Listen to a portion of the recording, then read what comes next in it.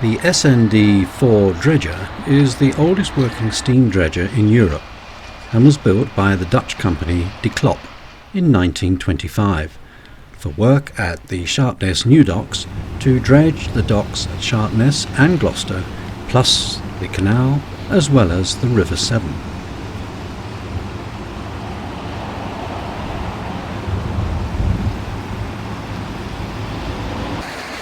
The Gloucester Sharpness Canal and the Gloucester docks were dredged to a depth of 16 feet and the dock at Sharpness to 24 feet. The SND-4 worked up until 1982 when she retired and became a working exhibit at the Gloucester Waterways Museum. Since 1982, the museum's Wensley gang, made up mostly of retired engineers, continued to provide the ongoing maintenance to keep the dredger operational.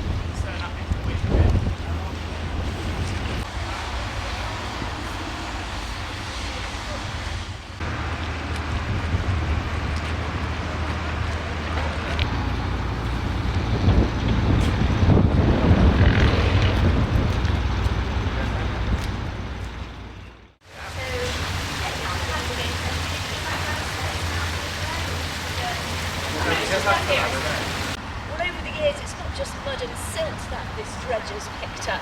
A steam dredger which helped transform Gloucester and Sharpness docks into major shipping ports is to be repaired after receiving a grant from the Heritage Lottery Fund. SND number 4 is the oldest steam dredger left in Europe. £43,000 will now be spent so that visitors can once again enjoy her as a working exhibit. Sarah Jane Bungay has the story. At the age of 86, this old lady is in need of some TLC.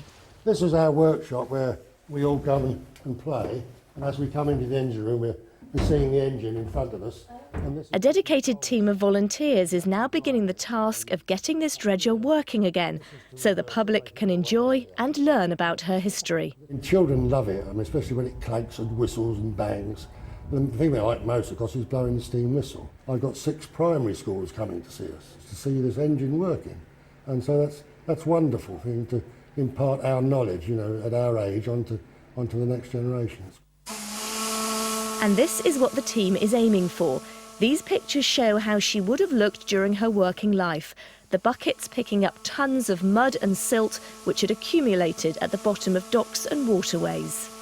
There would have been no ships into Gloucester without the dredger, because all docks suffer a silting problem, this mud which lies on the dock bed. We owe the life of the docks to the dredger. We're so proud of her, that this grand old lady, hopefully now with the major repairs, will keep going for another umpteen years. Well, it's not just mud and silt that this dredger's picked up over the years. It's also found some rather unusual objects. 3 safes, for instance, stolen from Cheltenham, a £500 bomb, and perhaps most unusually, a £28 jar of pickled onions. Steam attracts people, especially men. Menfolk love to see something working with steam. And when Ken works there and he blows those steam whistle, you can see the men in the docks. Their eyes light up and they come over just to see what's all this about. It's hoped the dredger will go on display again as a working exhibit at the Waterways Museum in Gloucester next April. A chance for the public to witness an important piece of industrial heritage. Sarah Jane Bungay, BBC Points West in Gloucester.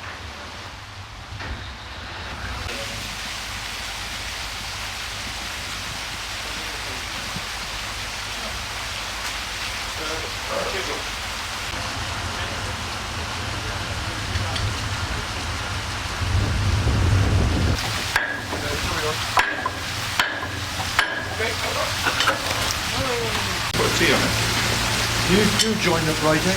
Hang on, John.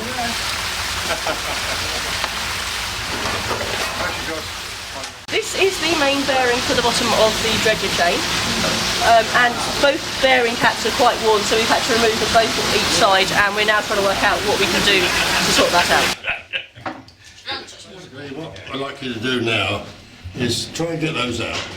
But when you get one out, replace it straight away with a bolt. It's going to be loose fitting, it doesn't need to be tight, so that you can hang them like you've got that now, and then we can physically take them off, you know, you're going to need more than one chap doing it really. You're a bit...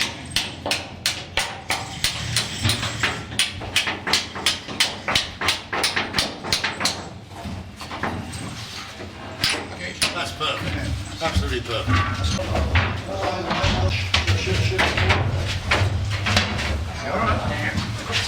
That's perfect. What I'd like you to do, Keith, is take the packing out of these two. This is the water side, that's the steam. Right. And the different packings, right? You can undo these bolts, and then we've got packing screws, a thing like a corkscrew, and you pull them out. What I would like, if you could manage it, is try and get an intact piece of packing, so I can send it to David, him to order some new stuff. Okay.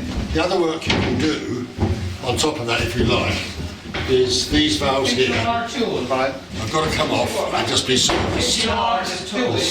One over there, one here. That's the two, I think. Yeah. Because all that has been sat in the same place. Where do we want to mark it? To see whether it's bedding in nicely. And it looks as though it is. You'll probably find when you put some carborundum on it that... Yeah, it's a lovely fit. Yeah. I think that's all we need to do. Because when you stem it, you see, you have to put some packing in the bottom. Otherwise, when you stem down here, it just goes out the bottom. You've got to get some of those. See that bolt there, that top one? The top one there, yep. Yeah, that's got to come off first. And that you'll find inside there a non-return valve. Now, if we lose that, we're in real trouble. I think it's the plug. Will it cut through this checker plate? This is a stainless sleeve with a bobbin piece shrunk onto the original shaft, so this is hardened steel. We're going to machine that much off the top of the cap. Let's put the clearance like that, instead of an inch that was there before. This is worn away. We're going to cut some plates to reinforce this piece, to hold this in place. Originally there was jacking bolts here, so that the chains could take the tension up, so they could alter the tension on the buttons.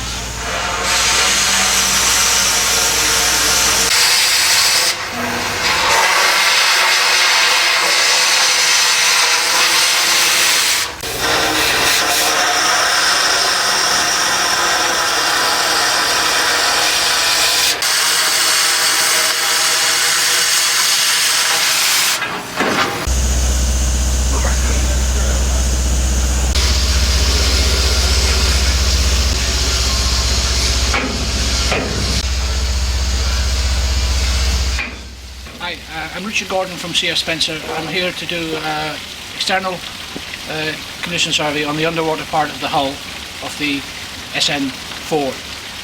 Here I will show you the calibration. This is a 15mm standard. There's some coupling gel, and if you can see,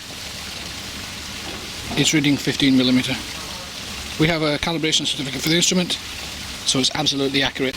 And here, the hull is 6mm thick.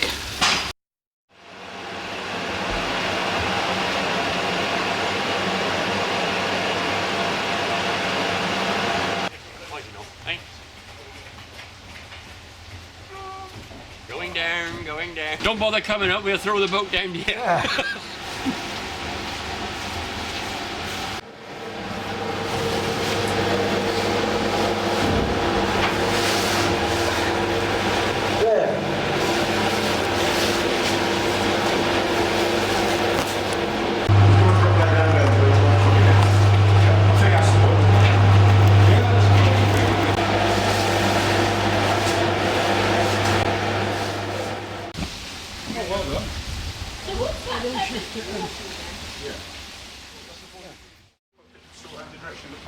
All right.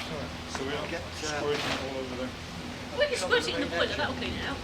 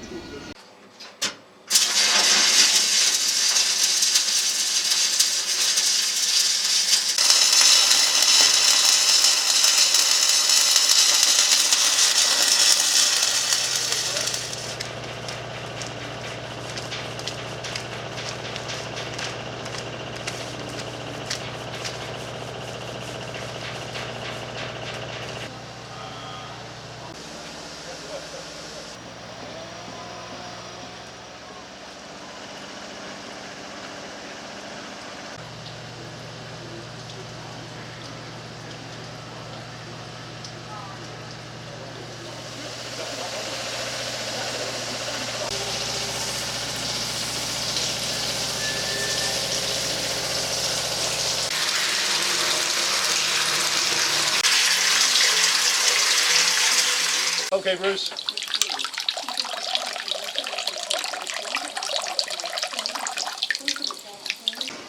It's got to be fed in, end on, and then twisted. Ready? Yep. Still phasing. Come down there.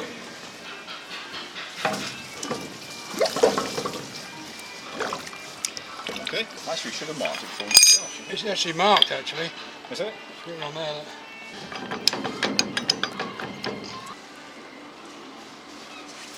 Is it half a turn, was it? Quarter of a turn. Quarter turn. There you go, you can The last room, that, couldn't we? Not that it doesn't matter.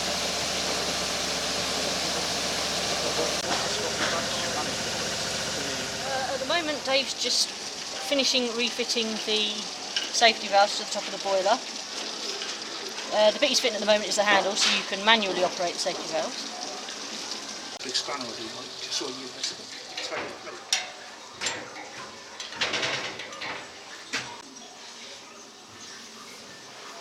There's a spy hole, if you can look through, so you can see the flame through there. There's actually a glass in the far door.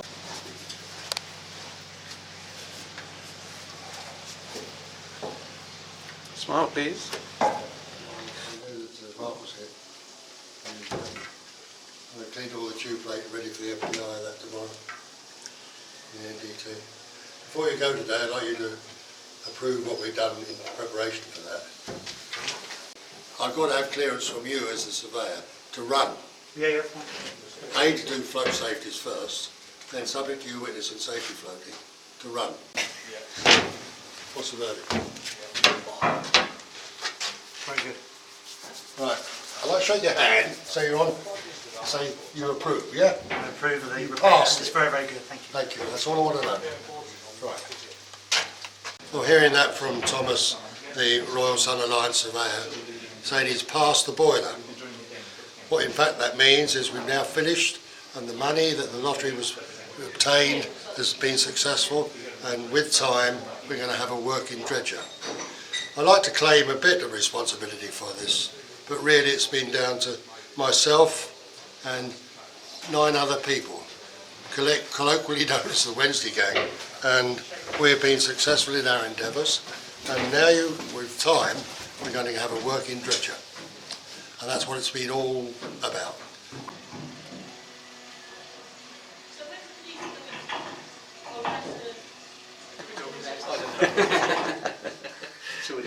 Yeah, it's a job you can't keep clean, innit?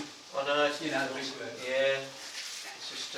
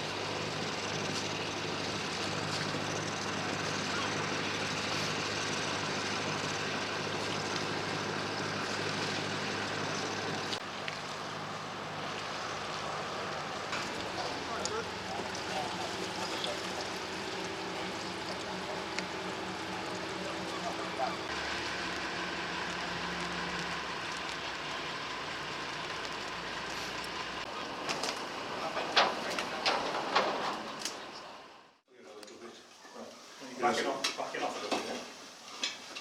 I want to be further up the bit of wood. Oh, I'm backing off a little bit. That's holding this piece of wood here.